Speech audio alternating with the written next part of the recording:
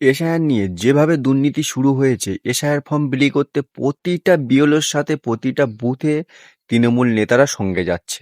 আপনাদের কি মনে হয় কোনো অবৈধ বাংলাদেশি বা রোহিঙ্গা যদি থাকে কোনো বুথে, তৃণমূল নেতারা তাকে চিহ্নিত করে বের করে দেবে যেগুলো তাদের ভোট ব্যাংক?